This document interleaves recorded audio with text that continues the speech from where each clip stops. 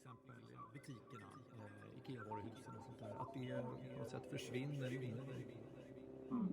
Nu kommer det mycket till att försvinna.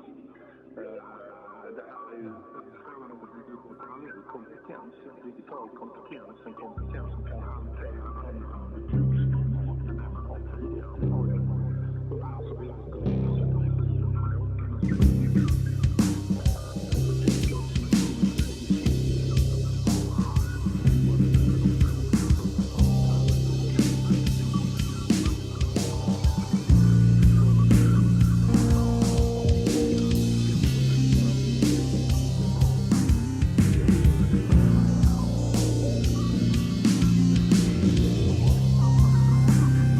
Hi, everybody. This is Ricardo Mendez over here. Release the bats, motherfucker. This is not for children. Even though I am myself a child in my brain. We have over here, buddy Hachar. What's up? What's up? And we also have, you do the intro. And to my right, we have the illustrious Pat Seals. Very illustrious. So, this is you guys' band. This is Greenbeard, yeah? I have to say, I've been listening. This is really the only one I've been jamming all week, but I really love this album. I was stuck on it. It really makes me feel like it's just very dramatic. And is that Conrad over there doing that? Yeah, that's Conrad Keeley on the synth and the keys. And we recorded this. We did it. We wanted to do something like an isolated recording approach where we just recorded drums by themselves, sent it to Conrad. Conrad laid whatever he wanted to do on top of it, and then Jeff Klein was in the band at the time. All right. And then he played guitar on top of what Conrad was doing. So it was like a different approach from the way we normally record music. We didn't know what we were gonna write. It wasn't ready. It was like an active recording session. I mean, this song makes me feel like I want to get my day started. It's time to fucking get shit going. It's time to check your emails. It's time to return the texts. All right, time to get the kid up and out of the bed, get away from the fucking iPad. It makes me want to take my kid in the backyard and make him kick the soccer ball for like 30 minutes. Yeah, it's definitely a slow rise kind of track. Me diggy. Me done diggity. I'd like it. Oh yeah, man. Thanks, dude. Yeah. Oh, who's playing guitar on this? This is Jeff Klein. He played bass for us for about 2 years, and he recorded bass on this and our upcoming record. So this was actually Three homies, and this EP is the precursor to the record we're about to release in February. We went into the studio with Jeff Henson, and we recorded this first. We did 3 songs with him to see like if the vibe was gonna work, if we were gonna be able to do a full record together. And this came out great. We were happy with working with Jeff, and we said let's do it again, and I don't even know how many songs are on the next record. It's like 8 or 10. I think it's 8. It's The like, variant. Yeah, the variant. I didn't know that Jeff Henson was like. I mean, I know in the 70s and the 80s he was doing like the Muppet Show and stuff like that, and he stopped doing that. Fraggle Rock, man, don't forget. Don't forget the Fraggle Rock. Did Jim Henson do the Fraggle Rock? I think Jim Henson did do Fraggle Rock. So then he turned into a producer, and he did this. Yeah, this was all puppets recording behind the turntables. And, When you said Henson, I just thought about Kermit the Frog. he gets it all the time. Really? Oh, I'm an asshole. Jeff Henson, Jim Henson. I'm sorry. Just talking shit, man. Hanging out with my homies over here. This is one of my best friends and people that I look up to and respect and love. And over here, this is he's the bass player for Greenbeard. And earlier, and earlier, you were not listening to it. And before Buddy got here, oh my God, he was like just throwing down like the sweetest fucking bass licks on the green bass. Which I already told you, you can borrow that whenever you want, and I know you, and I know you'll be careful with it. I know you will. That green one, the green sparkle bass, I bought that off of Reverb for whatever amount of money, but it's a 1984. But that's not the original finish on there. Somebody customized it to make it that purple finish. And when I saw the purple finish, I was like, holy shit. My only problem was I was like trying to think what kind of like cool pick guard is gonna go with that. So I've heard everything from mint green pick guard to a yellow pick guard. I thought about a purple sparkly pick guard. That would remind me of Batman, like the Joker and stuff. Yeah. So maybe, I don't know, man. It could go either way.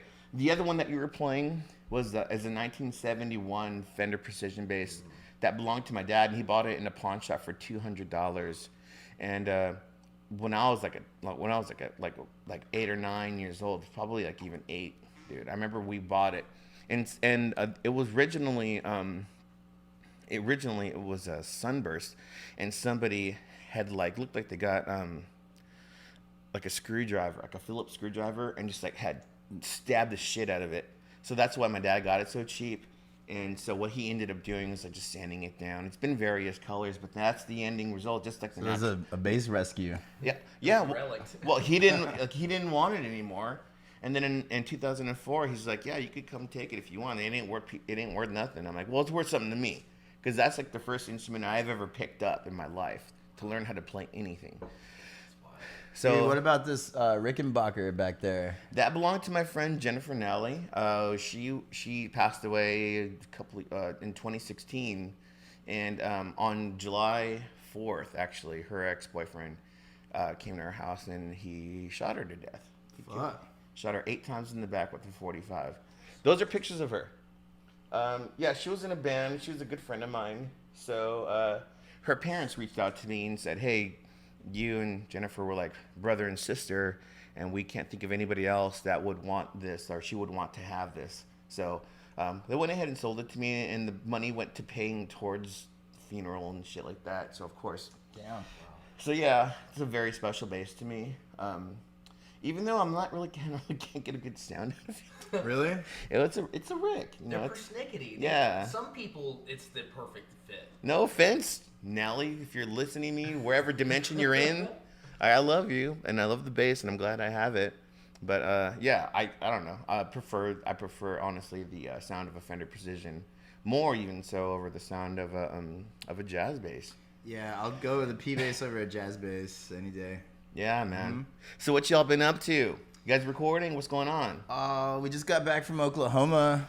Was that last week? Mm-hmm. Was it okay? It was okay all the way. Yeah. Is it more than okay? It was okay, exclamation point. Okay. Yeah. All right. Okay.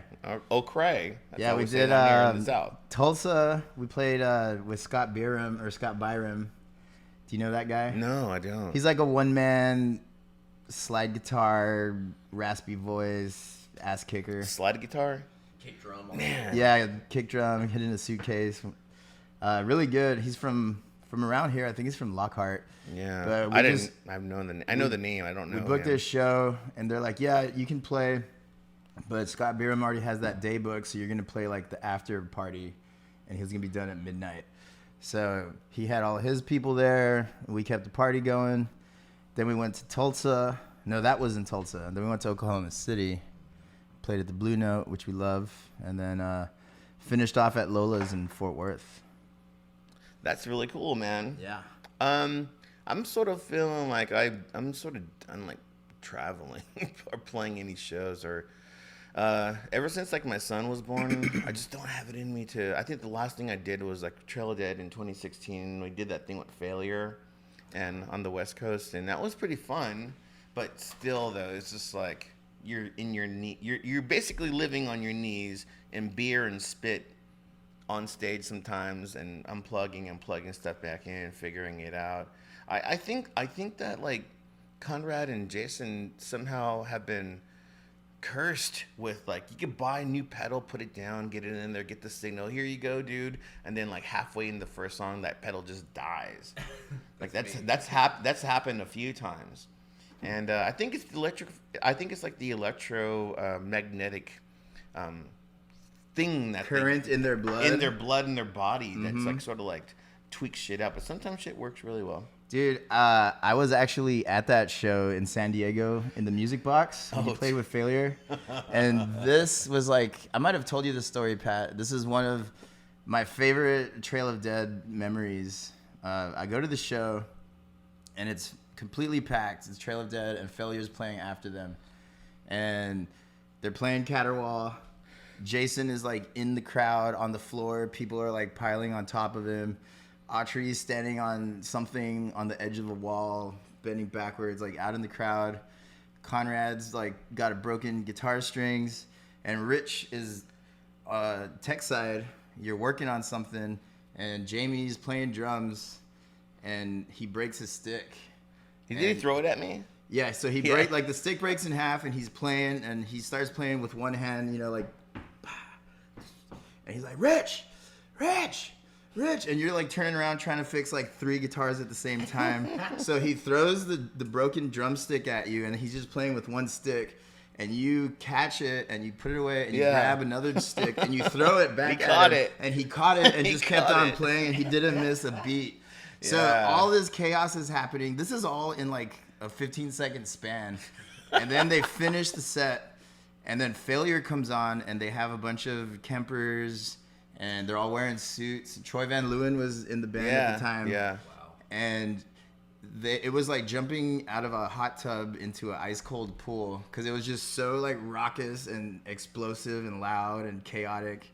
And then Failure comes on, and they're just like all in control with their suits on, and their ties like real neat and tidy. They slayed just as hard as you guys did. Yeah. But it was just the dichotomy of how you can slay a crowd with chaos or with control. And also their texts were the texts from 9 Inch Nail texts. Mm-hmm. I talked to the guy's name was Mark. So, you know, along the road, you know, start talking to the texts. And he's like, yeah, you know, usually I'm with 9 Inch Nails, and, you know, Jamie asked me to come on this tour, or somehow, some way, some other, he got roped into the gig, and he's like, well, fuck it, I needed some extra money. Cool to meet you. And yeah, Troy and all those guys are really cool dudes. I was just not prepared for like the level.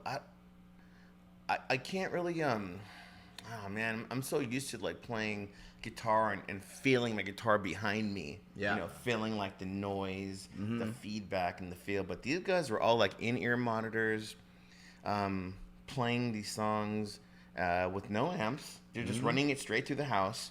And that was the very first time I'd ever seen anything like that. After that show did you go to the one that we did, House of Blues? No, I just happened to be in San Diego that night. Oh, okay. And you guys were there. So we did the House of Blues, and then during and the House of Blues is beautiful. I had no idea. Was it San Diego? No, this was in. Where was the Music Box? Music Box was in San Diego. Yeah, San Diego. But the show before that was House of Blues, and that was like either in or on Disneyland property. Anaheim. Yeah, so we went ahead and did that, and it was really beautiful. Oh my God, the food that they gave us, like that food vouchers, they had real food. It was insane. And and I remember at one point I'm like, you know, Trail played, Trail played. We go upstairs, and I'm like, all right, everything's wrapped up, done, cool, everything's set, locked up, and I go up to the top to eat my food and watch, you know, Failure. And then at one point, I see Troy going.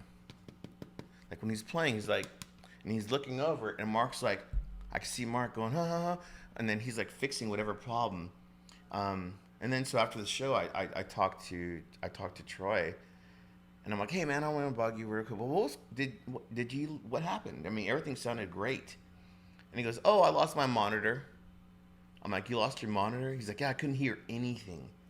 I was like, so he goes, yeah, he's like, I basically played 3 songs without hearing my guitar. That's fucking insane. But he's a pro, so that's how he did it, and that's what happened. Yeah. That was a really, really fun tour. That was the last thing major thing. Of course, I moved over here. They do South by, and they had Ralph helping out the first time. Ralph, it was kind of, I think that was his first time working with Trail of Dead, and I think honestly, and no disrespect to Ralph because I love Ralph, but I think he was over his head. I don't think he was prepared for that. Well, a Trail of Dead tech gig is not a normal tech gig. You can be a great guitar tech, and Trail of Dead's gonna put some extra hoops on the chorus for you.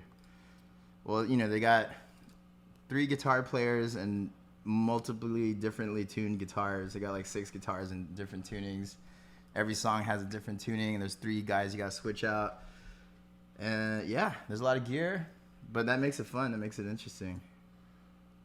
I mean, I really feel, honestly, dude, that was like one of the main things about the whole thing was, I remember Hachar coming up to me and going, "Rich, we need your help."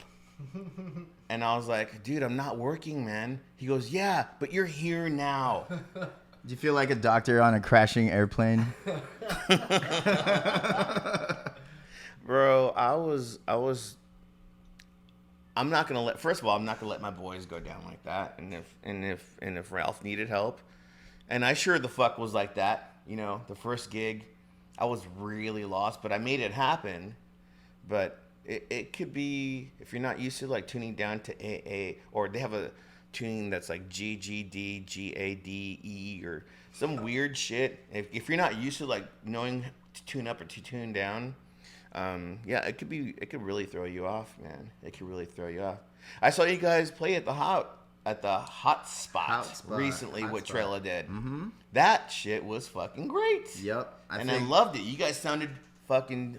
You guys basically sounded like how a rock band should be, like a giant sound, big, full. Who was doing sound for you? Ian Glockel. I think that's how you say his last name. Does he work? Is just He's the house dude? He's the house dude, but he's a friend of ours. We've known him for years. We've been to each other's shows. He plays in a band called the Blackheart Saints, and so he's familiar with us. We're familiar with him, so it was easy to work with. That was also the first show that Joe played with us, I think. Right. Joe's gone. I think he's done 6 shows with us now, so he's part of the new lineup, and he killed it. And then after that, we played a show with High on Fire. So that was Joe's second show with us. And I remember when Joe like started with us, he's like, "Can we just play like some low key like shows on a Tuesday night or something so I can just practice?" Like, sorry, dude. Like, playing with Trail of Dead one night, playing with High on Fire a couple weekends later, and then what was the third show after High on Fire? It was another big show, wasn't it? Oh, it was Mohawk with Eagle Claw. That's right. Oh, dude, I got so... And Destroyer of Light and Abject Terror. Dude, I got so fucked up at that show because, I mean, at that time, I was really taking a break from, like, just partying and stuff. So that night, I'm like, you know, I'm going to cut loose tonight. My homies are here. It's all good. What could go wrong? That was a fun night. You know what? Like, what could go wrong? Of course, everything went wrong. Because I don't typically, like, do cocaine or anything like that. It's not really my drug of choice. I rather would smoke weed or do some other thing. But that night I just did some drugs, did some cocaine, and it just kind of rearranges my thought process, and everything's backwards, and I get the worst ideas, and at one point I really was like, okay, I just gotta go. I gotta go now. I told Nadia and my wife, and then I was like, hey, I think it's time for me. Let's get an Uber. Let's go home. Let's be safe. And that's what I did. Speaking of which, I gotta use the restroom really quick, and this sucks, and I'm sorry to do this, but I have to do this. Okay, we'll be back in a second. Okay, cool. We're gonna pause it right now, and then this is it. Okay, let's go. And we are back. Pat, are you there now? I think I'm here. Cool. Can y'all hear me? I can see you on the meters. There's definitely something going on here. Hello. Well, at least we're getting recorded, and we can hear each other. Yeah, there it is. I guess that's all that really matters ultimately. Yeah, we can roll like this. Okay, that's fine. You know, this is the type of stuff I need to do to like get my fucking shit, my game up, and all that. So, anyways, we were talking earlier about Troy Van Leeuwen. Yeah. Okay. So I can really hear myself really well. Can you? I can hear you really well. I can hear me in my head. Check. But just like you were talking about Troy Van Leeuwen playing an entire set without his in-ears working, I too can barrel through a podcast without my monitors. I can't. Just the idea of like that dude being able to just play the songs without hearing himself, strictly just knowing of the parts, like going strictly off of muscle memory. That's pretty cool. That's never been a situation with Trail of Dead. Either you hear it or you don't, and if you don't hear it, you fix it. Yeah, I've had some pretty intense moments. I've had them yell at me on stage. You know, it's like in the heat of the moment. Mm-hmm. I think one time when we were in Chicago, playing at I want to say the Double Door. Yeah, we were playing at the Double Door, and Matt Trevino was doing sound that night. And that night, I guess, or not that night, but that week, like Conrad was like, I want to use the SG as like my main guitar tonight. And I was like, well, you broke a tuning key on that, and I'll try to find one, you know. I'll try to find one. And I did find tuning keys, but I didn't have a drill. So I couldn't like drill the hole and do all that stuff. And so anyways, I got some super glue and I tried to do that. That did not work. Conrad was like, it'll be fine. It wasn't fine. And then at one point, like after the third or fourth song, I remember I was handing the guitars and I tripped over a chord and I heard Jamie go, God damn it, Rich. And I was like, ah. The show was good. Nobody in the crowd cared. Matt didn't even notice, really. And then at one point, Reese comes behind stage and he's like, dude, are you drunk? I'm like, no, I'm just trying to make it happen, dude. And then afterwards, it was actually turned out to be like one of the best shows that we'd done. And everyone was all like hugging and shit. But like in the heat of the moment, I think Autry probably said it best to me one time. Like we were in Cambodia and he goes, you know what, man? Like when we're out there and we're doing all this stuff and I'm yelling at you and I'm calling you a punk and I'm like saying you're fucking not doing your job. He's like, I'm not yelling at you. He's like, we are in a war, dude. We're in a foxhole. We're in a rock and roll war. And I'm going, Rich, I need fucking ammo, man. I need ammo. I fucking need it now. What the fuck are you doing? He's like, that's how it is. We're in a rock and roll war together. Mm-hmm. And I was like, oh, okay, I get it now. But then, you know, he still yelled at me. That's a good way to put it. And it's whatever. And it is. That's what you're doing. You're out. It's a job. There in the trenches and crazy shit's happening, and you're just trying to make it all good. How many? So do you have any like crazy road stories with Greenbeard? Definitely. I want to hear one. Like a stage crazy story or just a experience story? Because probably the Estonian art house incident is a good one to tell. Yeah, I want to hear that. That sounds great. The Estonian art house incident. So we played the show in Houston, and Pat knew these people. They're a performance art collective called Non Grata from Estonia. Yeah. How did you know? Where did you meet these people? They came to the college in my town, to the art school, and I know like the printmaker guy there, and I just kind of met them and like watch them perform in Beaumont, and their performances are insane. They light shit on fire and shoot guns that might be real, you know, and shit like that. And they're just wild. But anyway, we played Rockefellers, and so Buddy and Chance and Trevor at the time, who used to be in Rickshaw Billy, we all went to where was that place? We went to this place called Natsuo, which is Houston spelled backwards. We used to play there a lot. I didn't even know that. It's a little like, it's a wine bar, but upstairs, the dude who owns the building has like this loft above the bar, and he has like all these old like Woolworth signs and like neon from the 60s. Like he's like an old Houston like downtown guy that has all this stuff. And these Estonians got a hold of the room, and they were doing an art gallery there. And Chance needs to come back here and finish his interjections of the story, because he has a great part of the story to tell that we can't tell. Or should we just?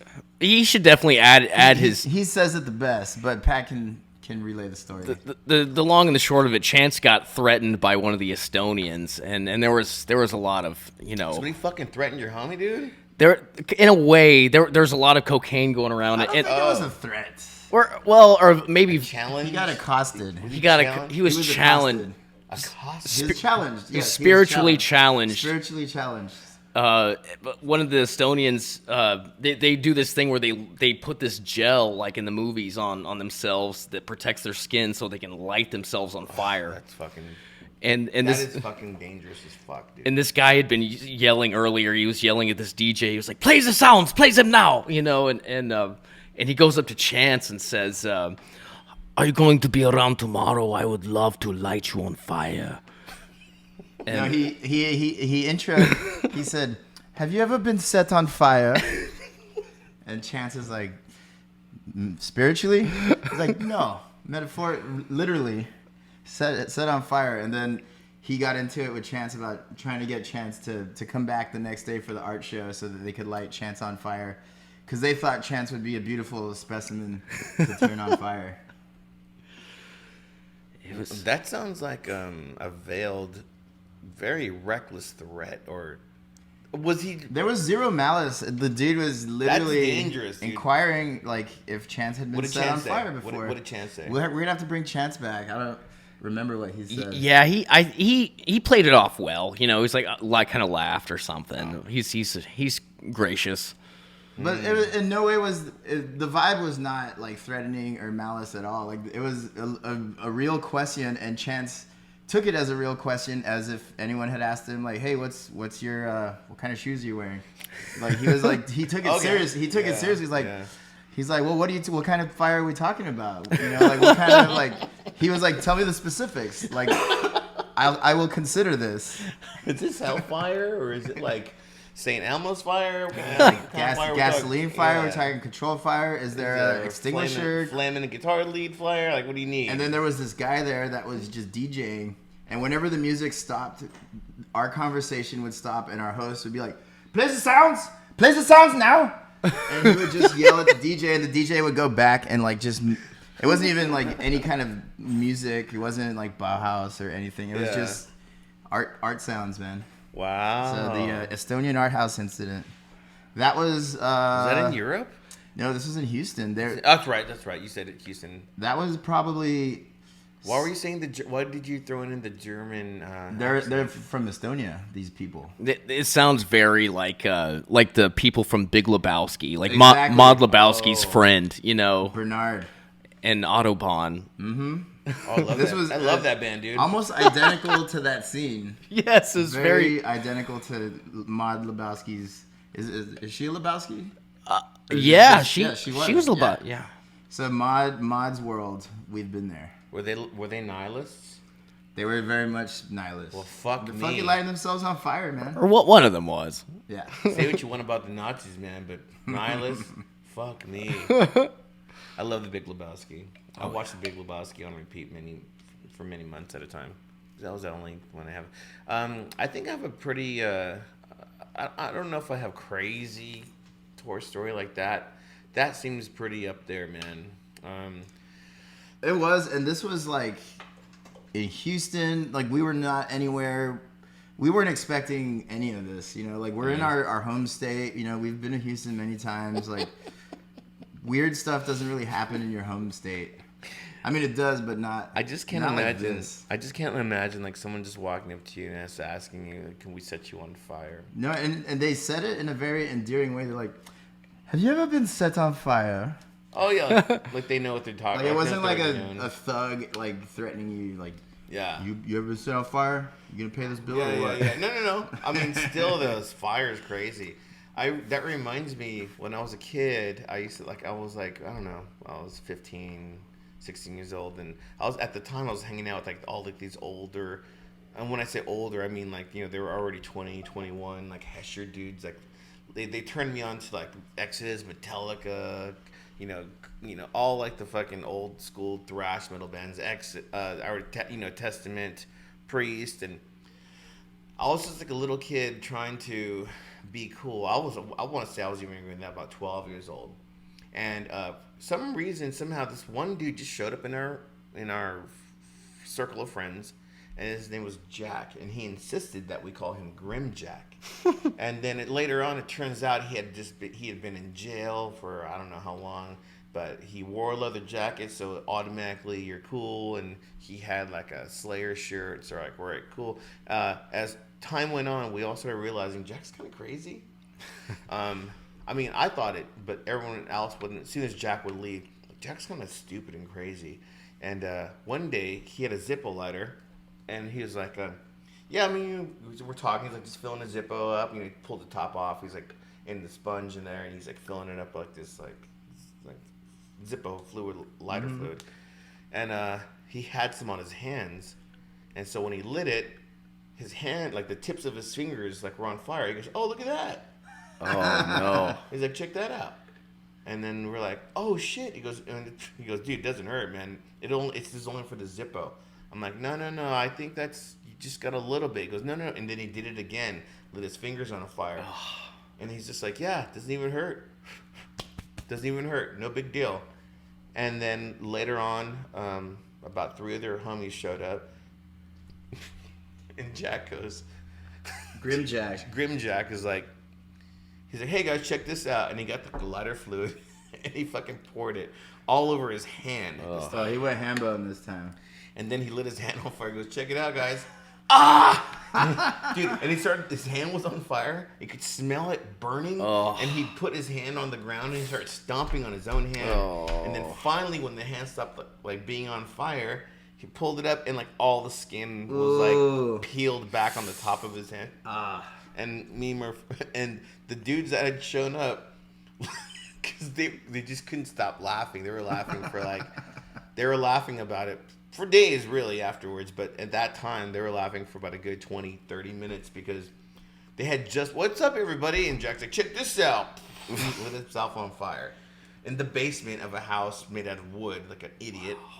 And we didn't see him for a while. Then he came back and he had a cast on, and then one day, him and I were walking to the liquor store, and he had the cast, and he's like, "You think you're tough?" And I was like, "I don't know. I'm not trying to be tough. You guys are my friends." And I'm like, "You're friends with my friends." And he's just like, then he grabbed me, threw me in the ground, and tried to fight me. And I'm like, "I don't want to fight you, man." And he goes, he's like, "Well, what kind of man are you if you don't even know how to fight?" So I started beating him up. And then so when I started beating him up, he's like, all right. Okay, because he has a cast on. We're in the middle of the street. And I was like, and he's like, "All right, I'm sorry, I fucking give up." I'm like, "All right, come on, let's get up, dude. Let's go to this." Because we're on our way to go get beer. Because he was 21 and I was like 15 or something, 14. And when he gets up, he looks at me and goes, "When an enemy says they're done, you never, ever stop beating." I'm like, "Dude, you're I'm like, you're a fucking idiot, dude." Like, at that point, I'm like, this guy's dumb. He lit himself on fire. I beat him up. He told me, now he's like trying to give me some lesson. Like, get the fuck out of here, dude. Wow. But yeah, fire's dangerous. I went to go see a band in San Francisco called, well, actually, I played a show in San Francisco. This is like a long time ago in the 90s with some band called Steel Pole Bathtub, Bakemono, Ovarian Trolley, and Tina Age 13, and they were like some really hardcore, weird. I don't even know. They would be like, you like that band Mets? Mm-hmm. Okay, they're like kind of like, they reminded me of Mets, but like a 90s version of Mets. Yeah.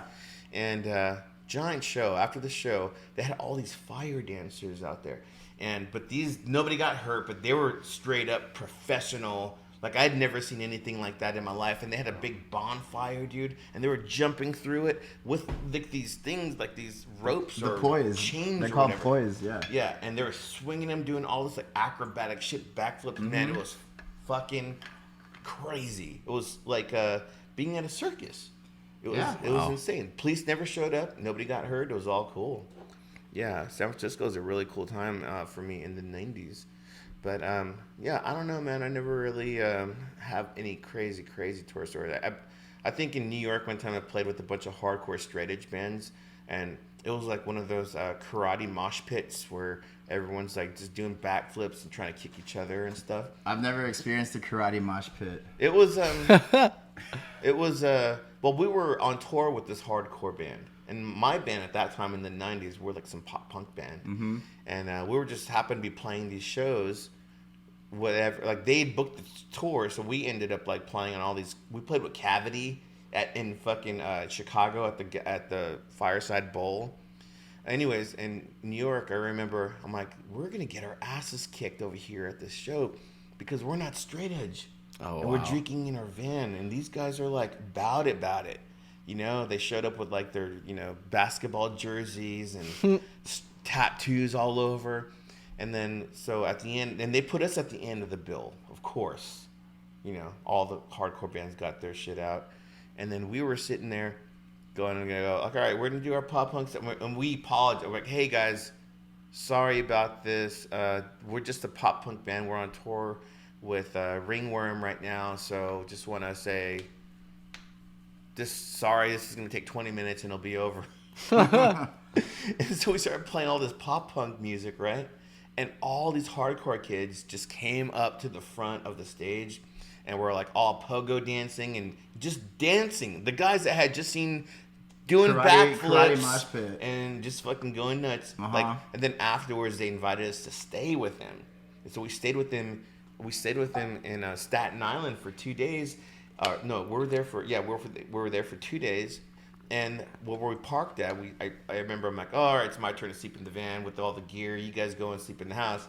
And the next morning, I heard somebody knocking on the fucking on the van window, and the neighbors on that street where the hardcore band we're staying with, the neighbors across the street had all like pulled together, grabbed all these groceries, and they're like, hey, we saw your license plate. You guys are on tour. We know these guys. We don't play music or anything like that, but we see that you guys are young, and they gave us like probably 5 bags of groceries from their pantry, and they even gave us money. And then that was like the biggest paying gig that we had on the entire tour. Like those hardcore kids really came through. What a and lovable story. And they didn't even care. The straight edge kids that we're staying with were like, I'm like, hey, was there a liquor store? I want to go get some beer. And then they had no qualms about it. They were like, yeah, dude, you know, they got in New York, in Staten Island at the time, they had 40 ounces of Lowenbrau, which is my favorite beer. It sounds like malt liquor. So, and also they had Midnight Cobra, which is like the cheaper version of whatever. So that the story you prefaced it sounded like it was gonna be a scene from that movie Green Room. Have you seen Green Room? Oh, dude, I've seen Green Room. It's like That's hard, dude. A That's band hard... shows up at like Oh yeah. I think some like hate house kind of vibe, and it just goes really. I it have goes seen really Green south. Room. But your story, you're the wrong band at the wrong venue, but everything turned out like flowers and rainbows. Like, oh, here's some money. Yeah, here's dude. some groceries. Yeah, it's all good. We're gonna dance to your set. And they really appreciated it. That's and awesome. Then the guys, even after, in the main band that played that night, that's who we were staying with. When we got to his house, he goes, hey man, I have a lot of cool pop punk I want to show you. So me and him in his room in his like little practice amp, he started playing me all this cool pop punk shit. 2 years, that was in '96. When I moved to Austin, 2002, same band had ads out in Maximum Rock and Roll for that band. wow. So they were doing good. Yeah, that was a really, really cool story. I got a lot of cool stories. I almost drowned in Canada one time. Let me see. That's cool. That sounds like a cool story. Well, I swam past out the buoys, right? We're in wow. Canada, and this was in Regina. They call it Regina. So we're in Regina, and I swam in the water, and it was really hot up there, and I just swam past, you know, like they had like those like that roped off things. Mm-hmm. So I swam way out there, and I'm probably about 50 yards away from the shore. I'm pretty far from the shore. It doesn't sound like a lot, but when you're in the water, it looks like a lot. And my feet got tangled up in all this seaweed or whatever on the ground, and at one point I couldn't get my feet untangled. So basically, it was just me doing this. Was there like a tide and a current? I don't know. Was the waves like pushing and pulling you? No, it was pretty calm. Mm-hmm. Waves were coming like little waves. Yeah. But every time a little wave came up, I'm like, so That's for scary. a good 5 minutes, I was definitely terrified. And I would stick my hands out to my friends like, hey. And they're at the shore. I could see them going, yeah, dude. And I'm like, no, I'm fucking dying here. Oh, that was fucked up. That was pretty fucked up. Dude, I have a similar story. When I was in Australia, I lived there for like a year, and my friends were showing me around this island. We were like stopping at all these spots to go surf. And I had never surfed before, so I was learning. They were teaching me how to surf. And we spent all day just going to different beaches, getting on these waves, getting on the board, falling down, getting pushed in. And then we finally get to the last one, and it's just completely empty. Nobody's there. So I'm like, sweet. And I'm all like, at this point, I'm like warmed up. I'm figuring it out. So I just like run out and get in my board. And everyone else stayed back. I was like, that's weird. Like, no one else is coming. I guess they're tired. I'm like, let's fucking go. So I go. I get up. I'm like, finally, like, I'm standing up on the board. Like, yeah, I got it. And then I fall down. And I feel all these. Oh, I thought it was seaweed. I thought it was just, like, covered. Like, I hit under the wave. I rolled under the ground or under the water. Yeah. Get covered with stuff. And everyone's, like, waving at me. Same thing. And I was like, yeah. I thought they were like applauding that I surfed, and I had all these little jellyfish hanging off of my arms, and there were these little bluebell stingers, and they're venomous. Yeah, so dude. my arms were just completely like puffy and red and fucked for like 3 days. God damn. And I was the token American in Australia. I was like, yeah, let's go surfing. And I'm just like, Dude, they say that it probably happens a lot. oh yeah, like they're Scary. not like lethal, but it was very uncomfortable. Did it burn though? Like, Oh yeah, like for 3 days, like I was literally like this, and I couldn't bend my arms. Fuck all And that, it was just, dude. it was horrible, dude. That sucks. That sucks. I remember. You know what, man? I've seen dead jellyfish on like the shore, but I've never seen a jellyfish like stuck to somebody or in action. Now what was worse was I could feel it stinging, and I'm just pulling these squishy little cold little slimy things off. And Can you eat them? You can't eat them. no, can you? dude, why would no? I mean, you can eat anything, but you wouldn't want to. You're right. Wow. I don't want to eat a cockroach. That's gross. I mean, if it's cooked, if it's roasted and covered in I would think I chocolate could. with I some think I salt. can eat a cockroach if it was Do like people fried. do that? Do people eat cockroaches? Damn. People eat grasshoppers. I would if I had to. I'd eat a Grasshoppers more. cicada. Give me a cicada. I'll eat it right now, dude. You think I got a cicada in my backyard right now, dude. You challenge me? Throw it on the stove. Set it on fire. Fry it up. Chicharrones are, right? Fry it up. Fry it up. Nobody gets that except for me. Maybe you do. You know where that's from? I don't know where that's from. Oh. What is it? Do you know? Fire it up. Fire it up. I don't think From I The know. Crow? No. You guys are... All right. I've seen The Crow. You know, I guess you're just not It's as been a nerdy as I minute. thought. I need to watch it again. It's been a long time since I've seen Actually, The Crow. we should watch The Crow as a Crow's, band. the Crow's good, man. Mm-hmm. Crow's good.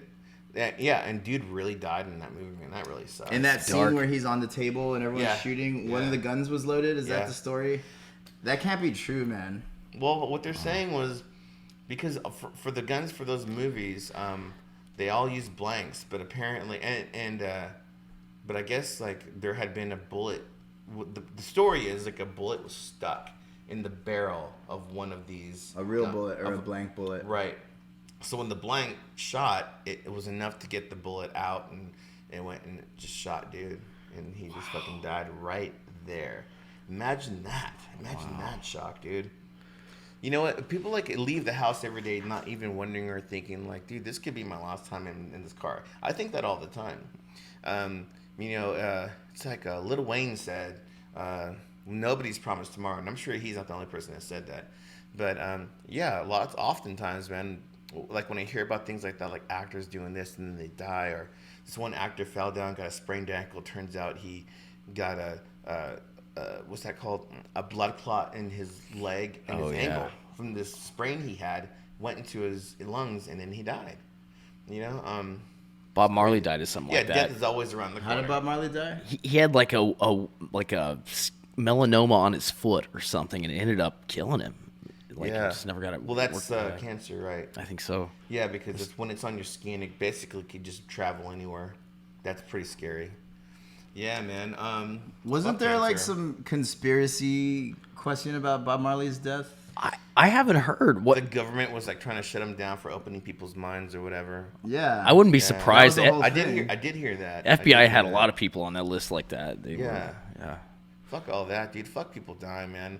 You know what really threw me off was like the keyboard dude from he was playing with Jack White's band. and he died in Mexico. Dude, You know what I'm talking about? He's Autry was friends with this dude. Oh, Ike Owens? Yeah, the black dude who Yeah. played also Uh-huh. in Mars Volta. Oh Yeah. wow, that's sad. Yeah. Yeah, his death was a big hit because he came to Austin a lot. So like a lot of people worked with him and knew him, and he was a super rad dude. Rad dude, amazing musician. That's all I knew. And I never got to meet him, but I did see him one time. I never said hi to him though. He was surrounded by people. But you know, when I heard about that guy dying, I was like, well, first of all, how did he die? He bought some crazy drugs, and that happens. I think around that time, a lot of people were buying drugs laced with fentanyl, and then you know, kind of like that's what happened to Tom Petty too, right? Did he die of bad drugs? Or I fentanyl. think he died of fentanyl. Yeah, there's some fentanyl. I think same thing happened to Prince. I heard a shoebox full of fentanyl could kill 60,000 people. Crazy. Did you ever hear that? Yeah. So it's very crazy. Last Little night Pete. I was doing sound for this artist called Zach Pearson, and it's a like a duo. It's a drummer and a guitar player, and they made a tribute to the bass player ZZ Top, and they played like 3 ZZ Top songs. But they usually have like bass tracks, like backing tracks with like bass guitar, but they played it without bass to like acknowledge we're gonna do like a silent stage salute Right. to ZZ Top, and they played 3 songs without bass just to like make you think like this is what we're missing now. This guy's gone, so the bass is gone. Like, yeah, that was also a big blow for Texas Yeah, that's sad. and the world. He You know? died on my birthday. Yeah. Yeah, he died on my birthday. Somebody sent me. I had so many text messages and phone calls. Couldn't even get to. I still got to call people back. So sorry if I haven't called you back. I will. But yeah, somebody sent me a text message saying happy birthday, even though this is like a national tragedy today. And then so I like went online and I was like, what happened today? 20 years ago or something. And then all I kept seeing was Dusty died from ZZ Top. Wow. And I was like, wait, whoa, rewind. What happened? Dusty's dead? And the drummer from Slipknot died the day before that. Oh, Jordison, right? Yeah. Yeah, man. I'll go ahead and on a limb here. You know, this is many years ago. We all secretly love Slipknot. It's nothing to be ashamed of. They're good, man. They're good. We're It's not our fault. We're talking like, okay, this is just to cover my ass, okay, my wife. About 20 years ago, I'm like, dated this girl, and it wasn't very long, and she turned out to be a fucking dud, and it didn't last very long. Probably one of the worst people I've ever met in my life. Anyways, Nadia, I love you. She was a really big fan of Slipknot, and up until that point, I had just you know, me, my old brain, just like thinking about, well, this is what real metal is, and you know, wasn't really so open then to bands like Slipknot or any like the new metal, what they called it. But I remember hearing what was that song? It was like on the 3rd album, Disaster Piece. It was called Disaster Piece, I think. Anyways, whatever. And I remember hearing, I was listening to it, and I was like, this drummer is insane. Yeah, he's fucking nuts. It's fucking next level. I have never heard anybody play like this. Who is this again? And she was like, oh, this is Slipknot. This is like one of my favorite bands. I'm like, do you realize what you're listening to? This is like crazy. This drummer is insane. So, on the low, been listening to Slipknot now for a minute. And you could talk to Jason Reese from Trail Dead. He'll tell you the same thing. I guess they did some festivals in Europe, and what Reese told me was that at the side of the stage, like a couple of the guys from Slipknot were like watching their set. So then afterwards, you know, Reese just wants to go be friends with everybody. So he goes and hangs out. So then I guess like they had built like this like, you know, tour friendship. If ever they see each other, they Trail Dead and Slipknot are on the same festival or whatever. Reese would always just take off, go hang out in the Slipknot That's tent. cool. So yeah, I talked to her. I guess kind of hit Reese a little. I mean, it's got to hit him a little. He definitely little different. knew the guy personally. Yeah, for like sure. those guys were like, they were just through the road and through shows. But I know that it probably hit Reese a little bit different because he was like tight with those dudes, you know. Yeah. And I think did they kick him out of the band a couple years ago, or did he leave the band a couple years ago? I don't follow them that much to know. I heard he had significant nerve damage, and it was getting in the way of his ability to play, you know. And Man, what a drag, dude. I saw him. I was on his bus actually, like in 2007. I saw him play with Korn, when they were before they got the person they have now, Ray Luzier. But yeah, he was good, man. Like little guy, but so powerful. You know, hit so hard. I've since when he passed, I went ahead and went down the rabbit hole just watching him, drum cams and shit. Yeah, that dude was a monster. Great feat. Nothing to fuck with. An objective truth would be that dude is just not a normal drummer. He was on a next level doing a crazy, amazing shit. Oh, absolutely. So I've actually been listening to Slipknot for since my birthday, just in tribute and just to also remember. And then I never like when people when favorite musicians of mine have to. If they pass, I don't like it. When DMX died, that really hit me hard. That sucked. Yeah. When I see any legitimate, because people like DMX or dude from Slipknot, these guys aren't born every day. Mm-hmm. Maybe there's a lot of people out there like them, but they will never know because they never picked up an instrument or focused on it. But yeah, these people aren't born every day, man. And when something like that happens, it's. I mean, as a lifelong musician myself and an artist, I take that shit personally, and it really did hit. It really did hit, yeah. Man. It really does. Neil Peart passed. Oh, yeah. Dude. I was like, yeah, life goes on, but why? Because there's other people you feel like, why aren't they dead? Instead? Yeah. Oh, yeah. You haven't done shit for anybody. Why does Neil Peart have to pass and? Why is people like Trump still alive? Or, Greg Abbott. Why do you get to live, dude? What do they say in The Big Lebowski at the end when Donnie dies, and he's like, well, when one life ends, another one begins, and I heard there's a new baby Lebowski on the way, or baby dude. Oh yeah. But there's a quote. The whole human drama keeps repeating itself, or something. No shit. So do you guys got any shows coming up? What's going on here with that? Besides, I've been listening to you guys' music, and the song that we played at the very beginning is probably stuck in my head the most right now. But what's the name of that Greenbeard shows song? Coming up or what? What's going on with what? What's the name of that Greenbeard song on that we started? It's called Contact High No. 2. Oh. Yeah, that's it. Yeah, I wrote another song with my older band called Contact High, which was Contact High 1, which was kind of written in the same way. It was just built around drums. So this is part 2. So we'll have to do a part 3 soon. Right on. But as far as shows coming up, we record releases. Yes. So our new record is done. We're just waiting to get the final vinyl, get the presses. But the record plant is so backed up from COVID, and just they can't handle the orders that are coming in. They said it could be anywhere in 22 from February to July.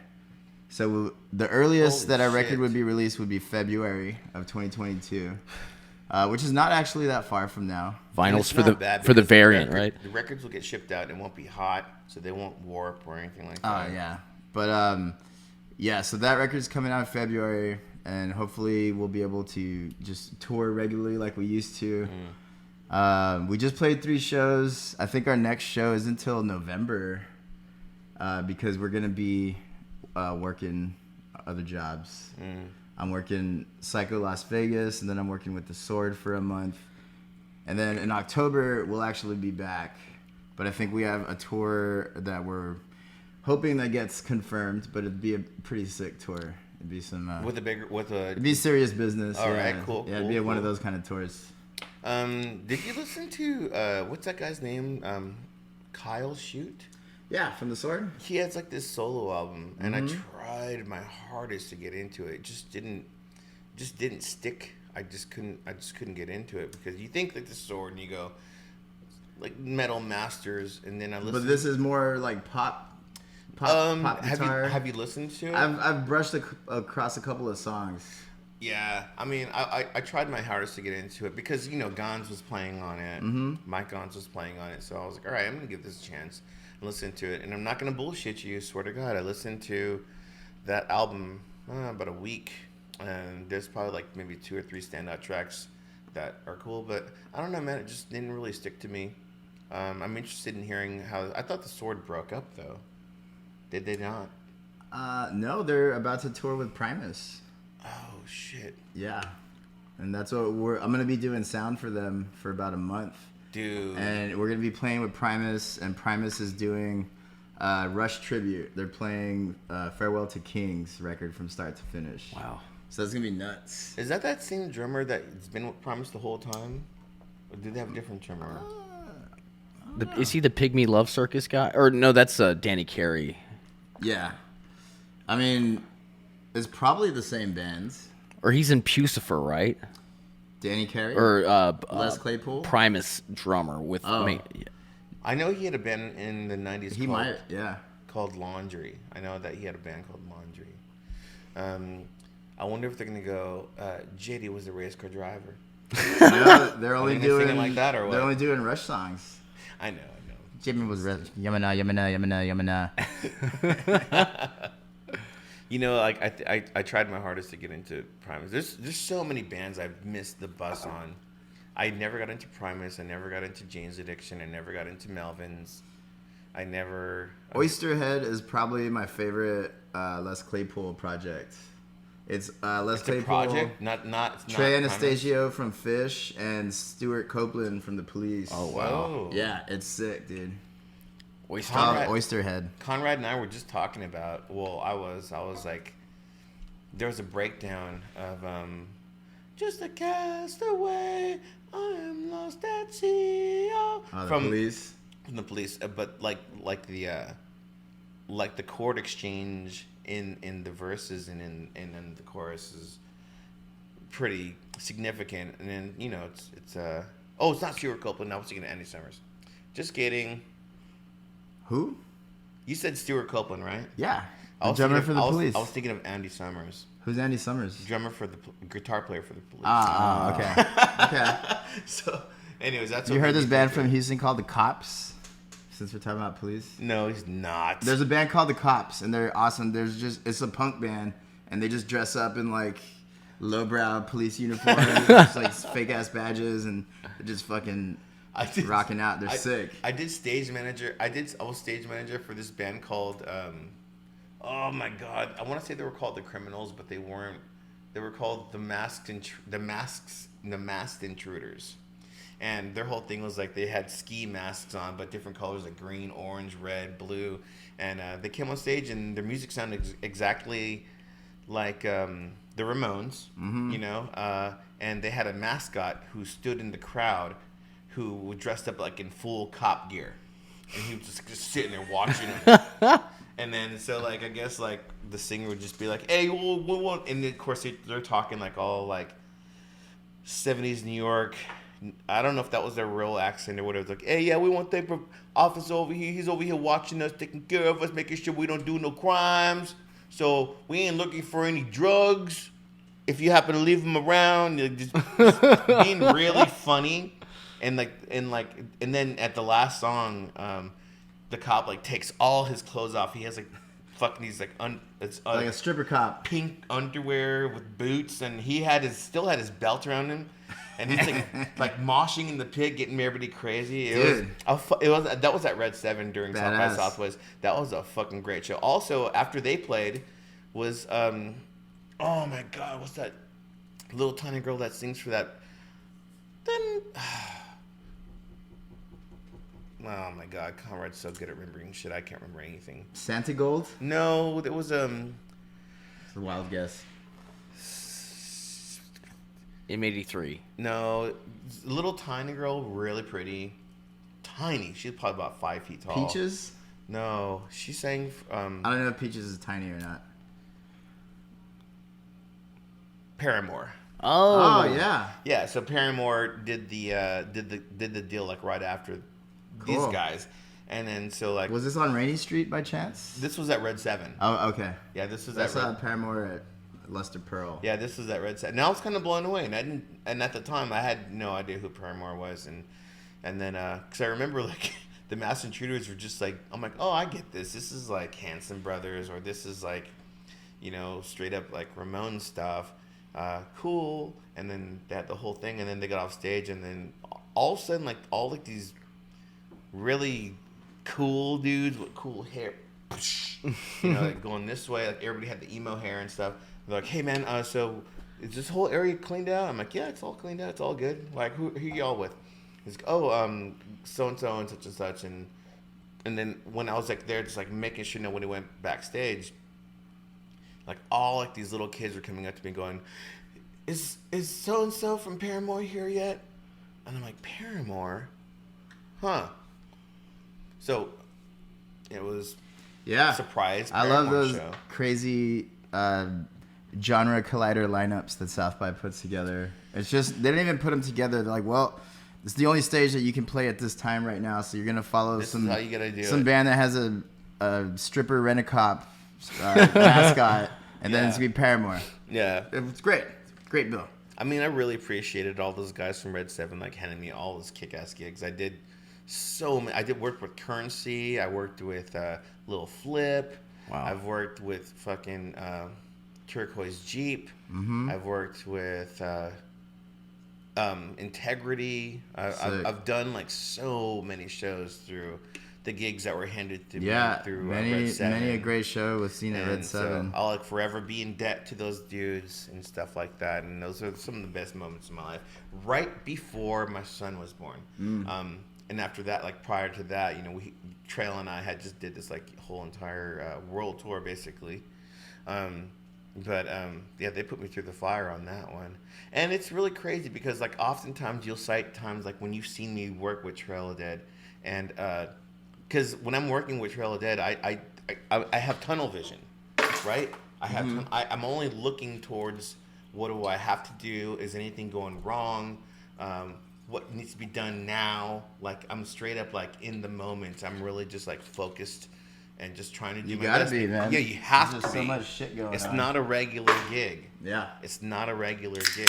So, when you and I first started like connecting more, you brought those up, and I was like, wow, you were there at that show.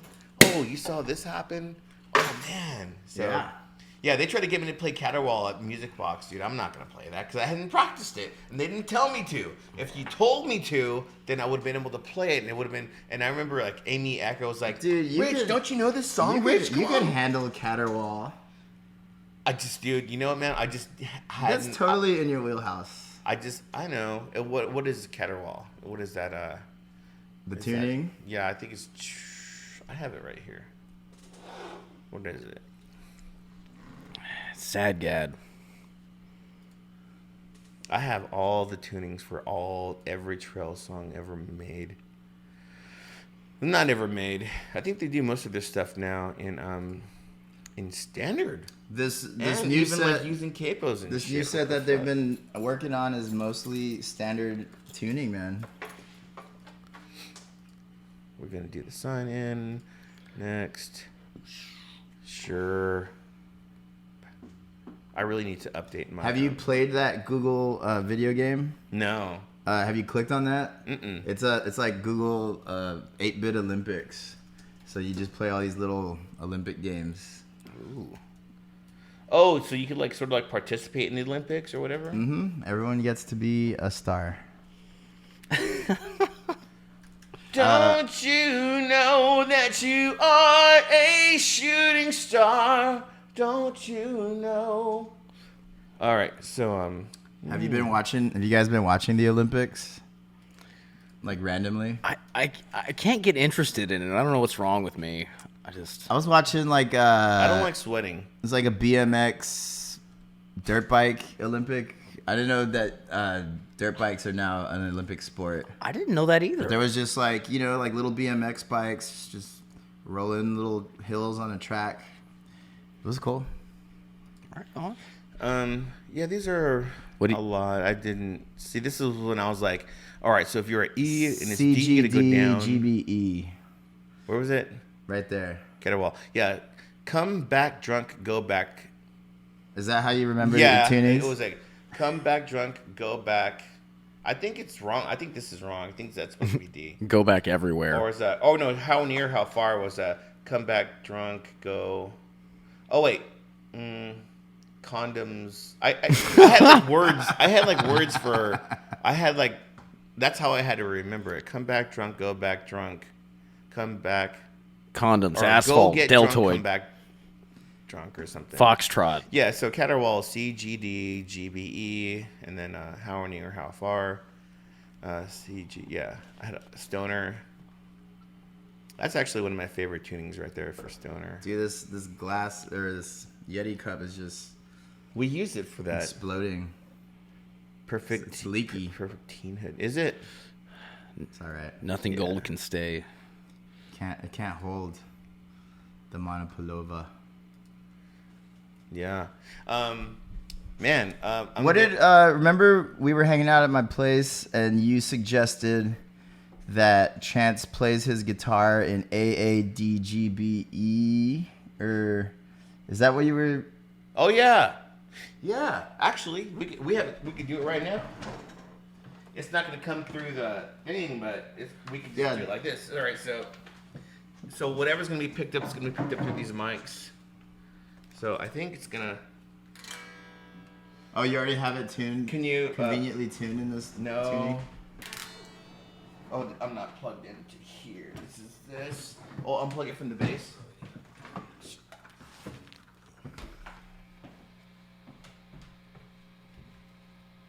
Yeah, the It's AADGBE, right? Is what you're talking about? AADGBE. So what's the acronym for that? AADGB, Alcoholic Anonymous, All right, so this is what Donkey goes berserk everywhere. So it's like a. So this is like a just like. Is that loud? No, you can turn it up some. I can hear turn it. it up some. Oh, you know what? I'm doing this.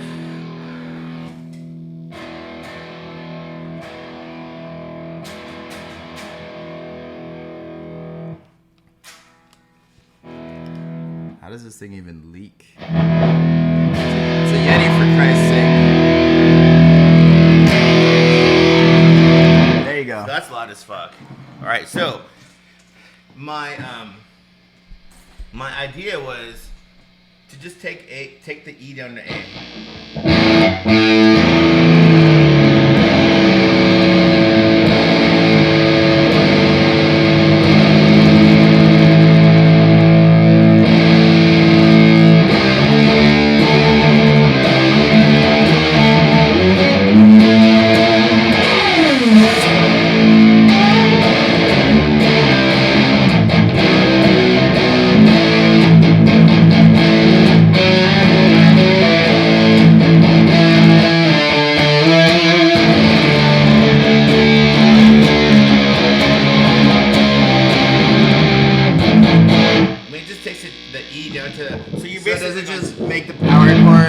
Power chords a little more flavorful. Yeah, you're stuck in A though, but.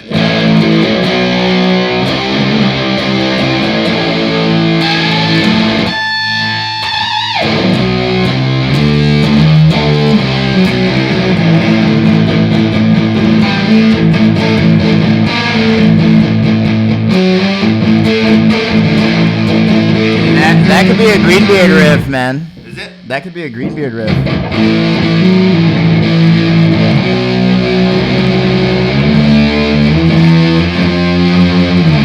I had written this one like a.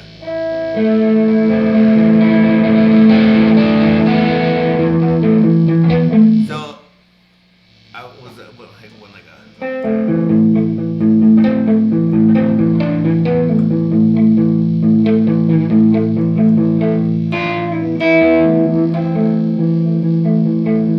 So we went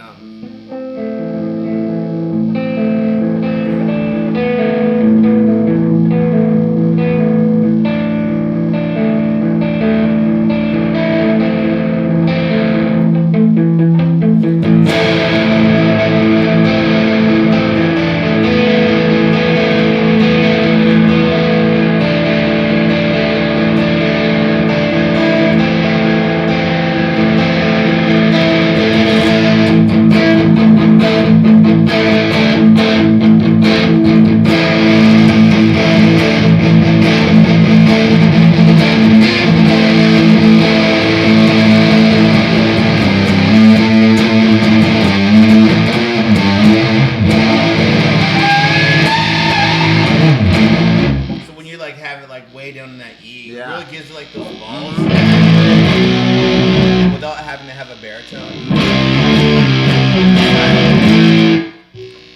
Yeah, but that's way down there though. Get a heavy ass string on the low. Well, 11s. You can have 11s and get away with it. It sounds good on that guitar, man. That A.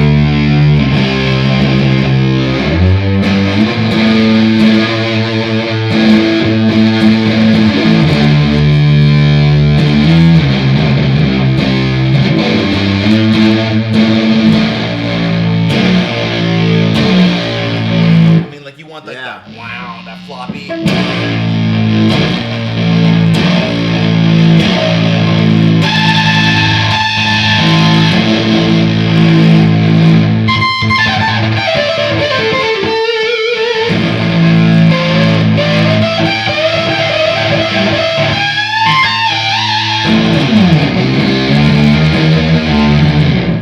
Yeah, but when you drop that E down to A, it really gives it like this really crazy sounding. In this D.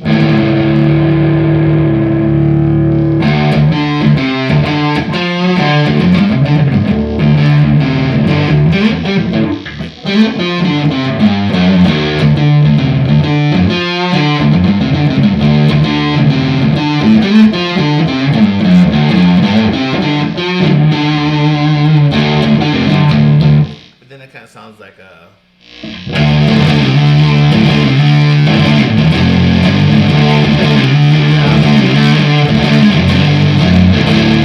So So that's a D right now? This is D. So then go to A. Then drop this A down to G.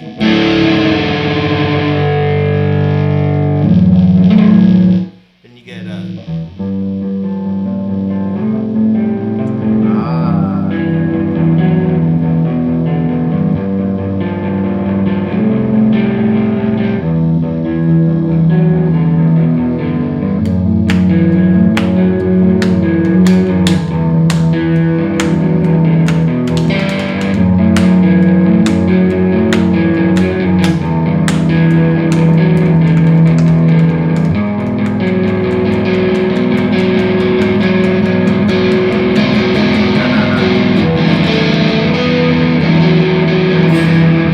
yeah, this is a drop A on that Cool. song. But yeah, homies could like just drop that shit down to from that E string, just drop it down to an A to give. Yeah, it we're more gonna balls and we'll stuff. experiment with that. Yeah, you could go the what was that? E A D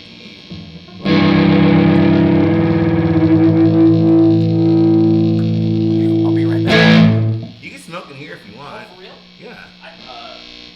Might. Okay. So we can go like if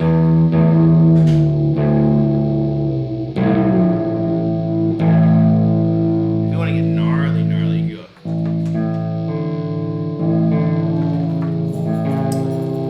Jingly keys.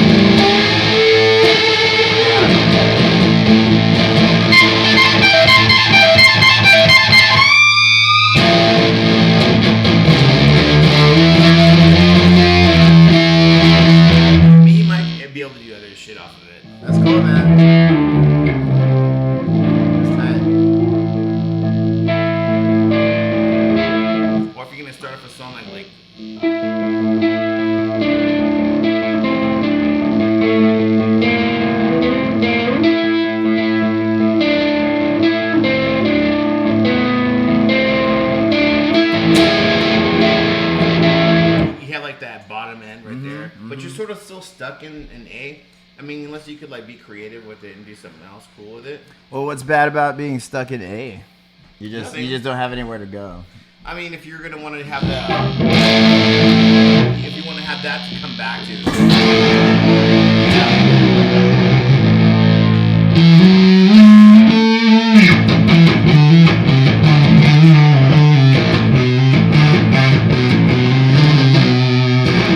Yeah, because these 4 strings are essentially AAA. Mm-hmm. Oh, that's the one side.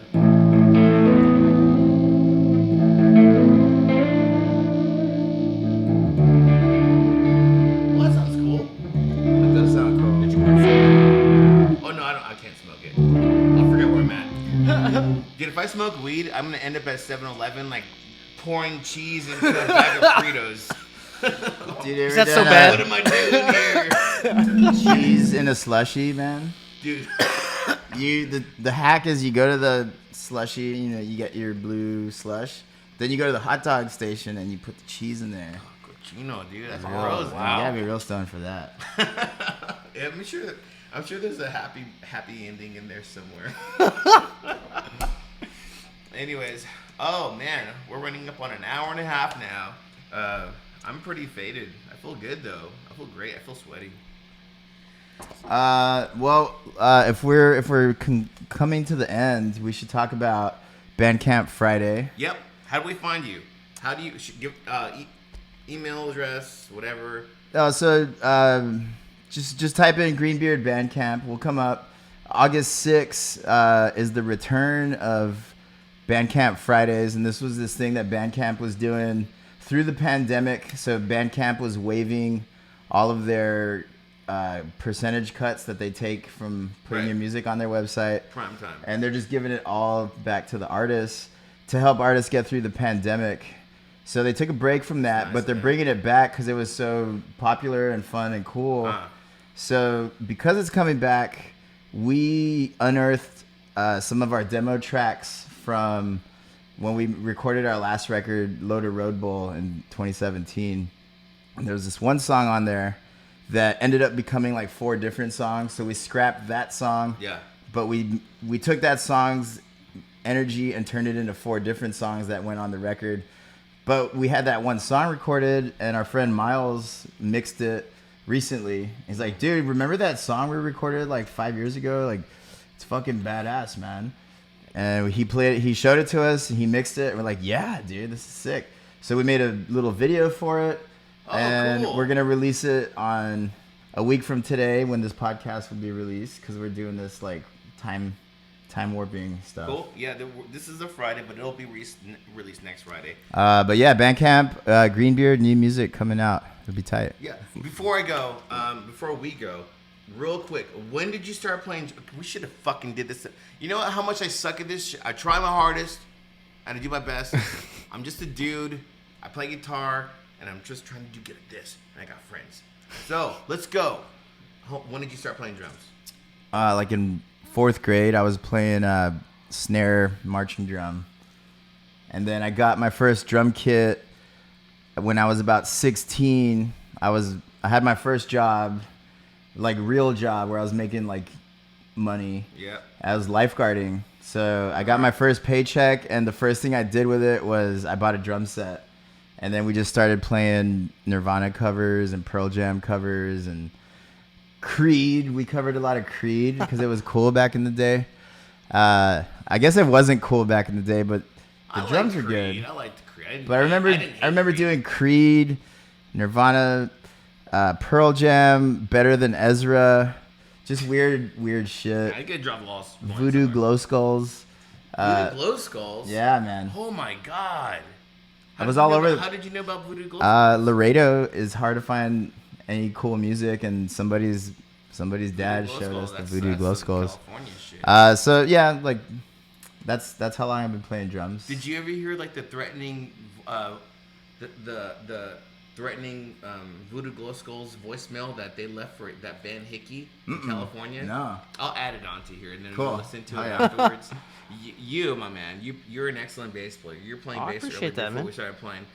doing cool shit. Thanks, when man. did you start playing your instrument? I started playing bass when I was about 13. I've been playing guitar a little before that, and it was in church. Like the bass player there quit, and so I kind of started doing it there. Oh shit! No shit. Yeah. Did they have all the gear for you and everything? They had like a Fender like 115 combo. You know, it wasn't anything fancy, but it was where I learned how to play that instrument with other musicians around, and it was a great just kind learning how to just jam with other folks. Just learning songs and progressions and how to fit in, I guess. Were you ever shy on stage? Here and there, I still get nervous. But right until the first note. You didn't look too nervous when you played that fucking hot spot, dude. Just acting. You were up in front. That's all I saw was just you. I was like, oh my god, this is the band. That's a good venue, Hotspot. It was a good place for Greenbeard. Dude, Skid Row, dude is gonna be singing there at the Ooh. Hotspot. Yeah, during the ACL though, so I'm not gonna be able to go. Damn. But man, I kind of want to go see. Sebastian Bach. Sebastian Bach. He's wild, dude. Slave to the grind. Slave to the grind. And I know Sebastian will never see this, but dude, I really like that album that you did. It's a great album. And even I Will Remember You. That's the most pussy song I've ever heard, but that's a great song. And it's, as my friend Jesse Lee from the band Day Eater said, every hard rock band has to have a pussy song. And it's true. And I was thinking about that. I'm like, well, is it true? And then I was listening to Goodbye to Romance, yeah. Goodbye to Friends. It's like, dude, that song's on Blizzard of Oz, like one of the most crazy metal records ever, with Mr. Crawley and Suicide Solution. Goodbye to Friends. Even Black Sabbath had that one, I'm feeling happy. I feel so you gotta have the ballads, man. I don't have a ballad yet. Rock and roll is nothing without the ballads. I'm hoping to get. You want to write a ballad? I want to. Okay. I want a ballad. All right. Here's the game-winning question right here. Does Day Eater have a ballad? Day Eater? No, I'm sorry, Greenbeard. No, we're not there yet. We will one day have a ballad. We could cover Every Rose Has Its Stoner Thorn. Metal ballad. Lane Splitters is kind of our closest ballad. All right. With that, we're gonna close it out. And hey, everybody, thanks for watching. There's gonna be a couple edits in here. Hopefully, I won't fuck it up. Edit that part about me saying I used to play Creed. He used to be in Creed. Buddy used to be in Creed. And yeah, man. No shame in that. Thank you for playing those. You know what's crazy? It's like these instruments live here, and all the stuff lives here. But when I heard this guy playing my gear, it really made me go, man, it's good to hear somebody that knows how to play and make it sound cooler than how I play it. Because when I play it, does not whatever, sound man. It doesn't sound like that. When I play it doesn't sound like that. Your guitar sounds good, man. You sounds good when you play that. Thank you, man. But when you were playing, I was like, well, that's what a bass player does. He just does his shit. He makes it sound good. And yeah, I'm digging all of it, and I can't wait to see more of you guys. Dude, so we do have a show. It's way down the road. It's in November after the festival, the touring season. Okay. It's going to be a sick lineup. You're going to love this, actually. Okay. So it's Greenbeard, Think No Think, and Band of Bastards at the Green Jay, formerly known as Beerland. That's what it's called now, the Green Jay? The Green Jay, like the bird. Does Think No Think have a member of Trail of Dead? No, the Sword. That's Jimmy, right. Their drummer, also drums for the Sword. Okay. Yeah, Jimmy also used to play drums. But Band of Bastards is Jason Reese from Trail of Dead. Oh, okay. Yeah. Jimmy played drums in Recover. Also. Yeah. Oh, I love Recover, man. I saw them when I was in high school. Yeah, Jimmy played in Recover, then he played in Sword, and then now he's still in the Sword. Mm-hmm. Right? Mm-hmm. Isn't he doing something else? Think No Think. Yeah, that's right. Think No Think. Sorry, Johnny. But yeah, that show's gonna rip, and then we're probably gonna add a fourth band or a DJ, or yeah, if you need my help, man, let me know. Come DJ for us, dude. Or what I could do is I could just stand-up comedy. No. Yeah, I could write something, but you know what I'd rather do? I'd rather just sit up there and shred for 30 minutes. Just one long guitar solo. And I got all the pedals. You see, I'm not fucking, dude. I got. Look at this, dude. You've never seen this. It's sparkly. Is that a Ibanez tube? Yeah, it is, dude. Wow, is that a special edition? It's a tube screamer, and we've all heard that, but you haven't heard the sparkling that one. glitter red sparkle. I know, man. It adds a lot. It's all about. Damn. It's all about the look. But anyways, thank you very much for watching. Everybody, say bye to the audience. Adios.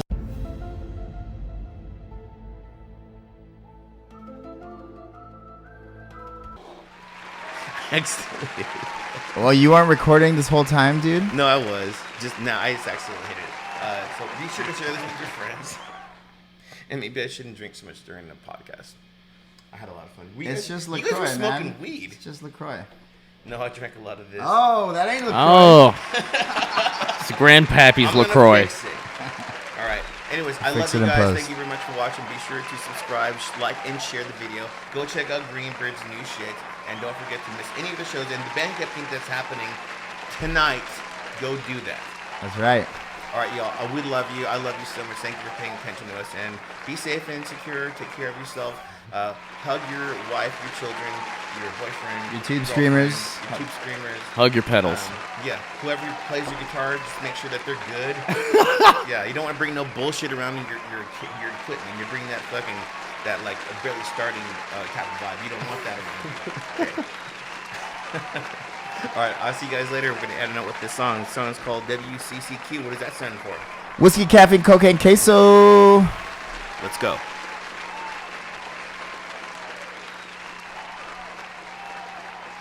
Booyah. Tight.